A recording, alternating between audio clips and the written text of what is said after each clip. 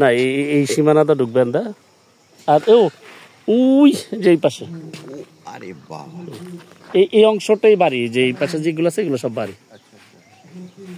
আর এই গ্রামের মধ্যে এই মানে পীর সাহেবের বাড়িটার মসজিদ মাদ্রাসা আছে, হাফিজা, এই মাদ্রাসা আর এই বাড়িটা। আর এই দিক দিয়ে যে এটা, এই যে সবটা পাড়া।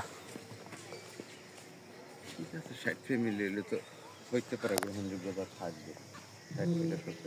আমি বদুল কাকারও জিজ্ঞাসা করছিলাম, কয় না অনেক বসতি এখানে, কমসে কম 70টা। কারণ এই যে এই পরিবার যেগুলো আইছে তারা তো নামাজ পড়বে। এখন আমরা যদি গ্রামে যাই নামাজ পড়ি তাহলে অনেক দূরত্ব হয়ে যায়। আবার গ্রামের মসজিদও এত জায়গা হবে, আস্তে আস্তে জনসংখ্যা বাড়বে, এটা স্বাভাবিক। মানে পর্যাপ্ত জনসংখ্যা এখানে বৃদ্ধি পাইছে।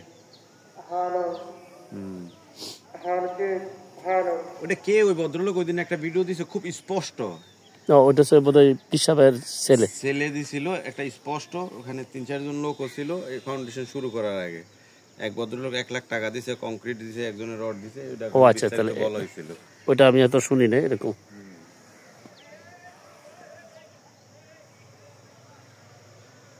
যেমন এই যে আমি হুমায়ুন সাহেবের যে ভিডিওটা দিছিলাম, এটা আমি দেখাই না, ওই ভিডিওটাই। যেমন বক্তৃতাটা উপস্থাপনা সুন্দর ছিল, পরে এখন তো বাড়ি বাড়ি মসজিদ। গ্রামে আসলে প্রচুর মসজিদ হয়ে গেছে, এটা অস্বীকার করার কোনো জো নেই। তবে এই মসজিদরা প্রয়োজনই হয়েছে, কিন্তু আসলে ওই যে দলাদলি করে অথবা পাড়ার করে মনে করে নিব এরকম না, এরকম। এটা হচ্ছে বিশেষ করে এই কান্দাপাড়ায় জনবসতির আগে একবারই ছিল না। এটা এটা এটা আপনি মনে ছোটবেলায় দেখছেন না, সরিষা খেত তো আমরা আগে যাইতাম কান্দা কান্দা, এটা কান্দা ওই শেষ মাথায় গিয়ে মজিদপুরের মাথায় গিয়ে হান্দা গিয়ে পাতাইলে উঠতাম সড়কটায়। এটা মনে ওই কান্দা, অর্থাৎ মজিদপুরের পশ্চিম পাড়া যারা তারা এই রাস্তা দিয়ে যাওয়া আসা করে। এখন এইটা একেবারে গ্রামের মতো হয়ে গেছে তো, এবং জনবসতি হয়ে গেছে, যার কারণে এই মসজিদের একটা প্রয়োজন হয়তো দেখা দিচ্ছে।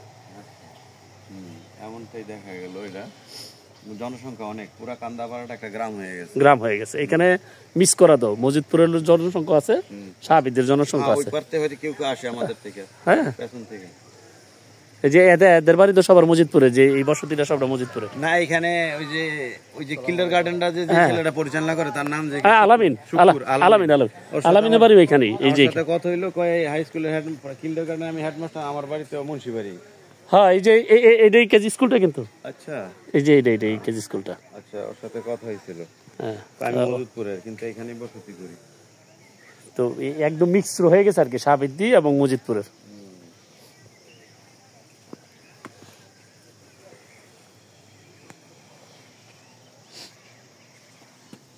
আসলে এই সবার সাথে দেখা করার জন্য এই আমার একটা ছোট্টখাটো প্রচেষ্টা। আমি কি একভাবে লুপ্ত সাহেবের বাসায় যাবো, এটা কেমন?